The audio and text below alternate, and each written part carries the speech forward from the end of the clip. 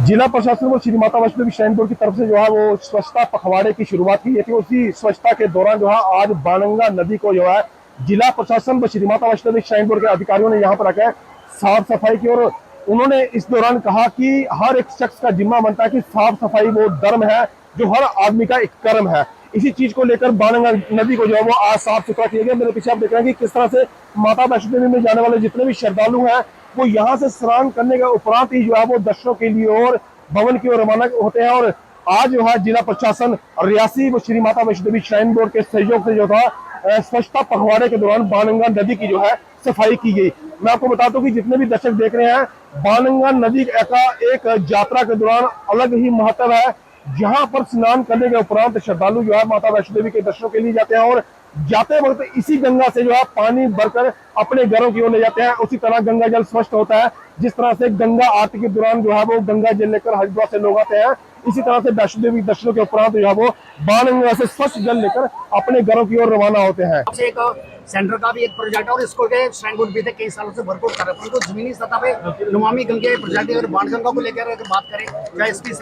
सफाई की बात हो, स्वच्छता की बात हो, डेवलपमेंट्स की बात हो, ग्राउंड पे भी कुछ देखा नहीं गया। ये नमामि गंगे जो प्रोजेक्ट है वो किस तरह से इसको एप्लीकेबल जो है बाणगंगा में किया। देखिए, जो आप कह रहे हैं जिसको उसको बाणगंगा रिजुविनेशन प्लान एक बोर्ड की तरफ से सबमिट किया गया था और जल शक्ति मंत्रालय द्वारा उसको स्वीकृति दी गई है और तकरीबन 90 करोड़ का ये प्रोजेक्ट है, जिसके अंदर सेंटर का 90% कंट्रीब्यूशन और 10% जेके स्टेट सरकार का है। और उसके अंदर जो कार्रवाई है बहुत जल्द हम शुरू करने जा रहे हैं, जिसके अंदर पूरी बाणगंगा की स्ट्रेच की क्लीनिंग, घाट्स की डेवलपमेंट और लोगों के लिए कैसे ये स्थल और बेहतर बन सके। और क्योंकि लोगों की जैसी आस्था हम आज भी देख पाते हैं कि सभी लोग जो पुराने मार्ग से यात्रा प्रारंभ करते हैं बाणगंगा में स्नान करके ही अपनी यात्रा प्रारंभ करना चाहते हैं, तो उन सभी पहलुओं को उसके अंदर खासकर विशेष ध्यान रखा जाएगा। तो ministry of housing and urban development जो है उनकी तरफ से भी इसमें काफ़ी रुचि दिखाई जा रही है जल शक्ति के साथ साथ, और डिस्ट्रिक्ट लेवल पर डिस्ट्रिक्ट एडमिनिस्ट्रेशन और बोर्ड की तरफ से एक कॉम्प्रिहेंसिव प्लान सबमिट किया गया था और उसी को अंजाम देने की हम अगले कुछ समय में कोशिश करेंगे। सर, को लेकर श्रद्धालुओं में काफी ज्यादा उम्मीद है कि गंगा आरती शुरू की जाएगी। कब तक जो समर्पित है गंगा आरती की जाएगी श्रद्धालुओं के लिए? देखिए, ऐसा है कि इस पूरे एरिया का एक आर्किटेक्चरल डेवलपमेंट प्लान था। हमारे साथ यूनिवर्सिटी की आर्किटेक्चरल टीम भी है, तो इन्होंने इस पूरे को डिज़ाइन किया था, इस पूरे घाट को रीडिज़ाइन किया था मैं कहूँगा, जिसके अंदर जो अप्रोच स्टेप्स थी उसको इम्प्रूव किया गया है, पूरे घाट को डेवलप किया गया है। और इसी को एक कदम और आगे बढ़ाते हुए हम एक गंगा आरती, जैसा आपने फरमाया, और एक मल्टीमीडिया लेज़र शो को कंसीव करने की कोशिश कर रहे हैं, जिसके लिए जो प्लान्स हैं उसके ऊपर हमारी टीम काम कर रही है कि किस तरीके से इस जगह की उस गरिमा को भी हम मेंटेन कर सके जो सदियों से चली आ रही है, और एक अच्छा सीटिंग अरेंजमेंट कंड्यूसिव तरीके का बना सकें। और कोशिश है कि अगले आने वाले 3 या 6 महीने में आप थोड़ी सी इसके अंदर प्रोग्रेस देखेंगे। इस कोलैबोरेशन से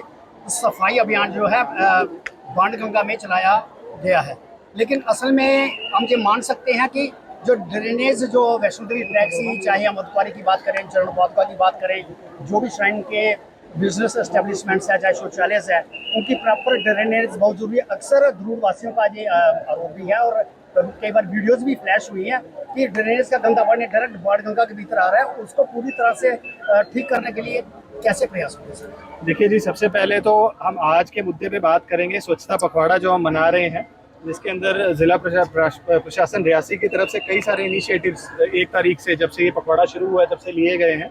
और आज जो हमारी ये कोशिश थी वो ये थी कि बोर्ड और जिला प्रशासन के द्वारा जॉइंटली हम कैसे बाणगंगा क्लीनिंग का एक मैसेज लोगों तक पहुंचा सकें।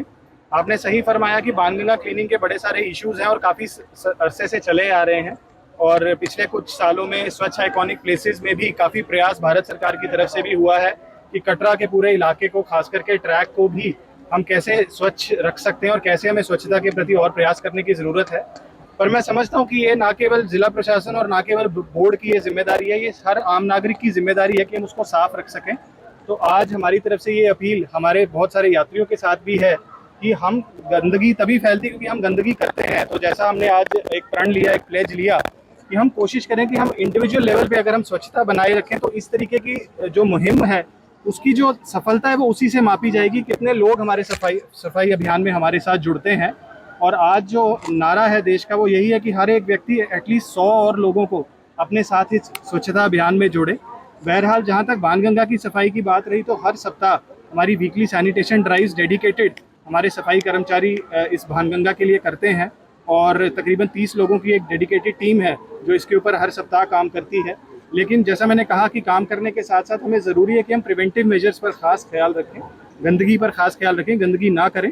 और ख़ास करके प्लास्टिक फ्री जो हमारा काफ़ी देर से मैसेज रहा है कटरा को रखने का, उसके लिए भी मैं आप लोगों के ज़रिए अपील करना चाहूँगा कि बहुत सारे यहाँ पर जो लोकल शॉपकीपर्स हैं, शहर में बहुत सारे लोग हैं जो अभी भी प्लास्टिक इस्तेमाल कर रहे हैं, तो उसके लिए अगर हम कुछ एक प्रयास कर सकें कि कैसे हम शिफ्ट कर सकें बायोडिग्रेडेबल पैकेजिंग पर, उसके अंदर डी साहब की तरफ से भी काफ़ी इनिशिएटिव लिया गया है, काफ़ी इन्होंने कोलैबोरेटिव मीटिंग्स भी की हैं लोगों के साथ। पर अभी भी हम देखते हैं कि काफ़ी प्लास्टिक वेस्ट हमारा जैसे बाणगंगा में भी एक्यूमुलेट होता है और हमें भी सॉलिड वेस्ट डिस्पोजल में काफ़ी दिक्कत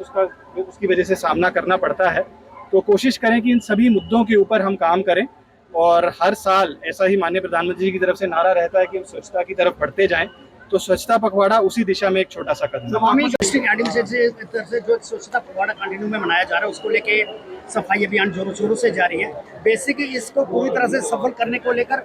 आम लोगों की शमूलियत कितनी ज़्यादा इम्पोर्टेंस आप समझते हैं? देखिए, जब तक हम सफाई रखना नहीं सीखेंगे तब तक देश साफ नहीं हो सकता। आप जानते हैं, जिस दिन हमने लॉन्च किया था उस दिन हमने पब्लिक शेमिंग का एक कंसेप्ट भी दिया था, जहाँ पे बच्चों ने हर कूड़ा डालने वाले के बाहर जाके ये कहा था कि अगर तुम कूड़ा डालोगे और ये एक्सपेक्ट करोगे कि मैं सफाई करूंगा तो वो हो नहीं पाएगा।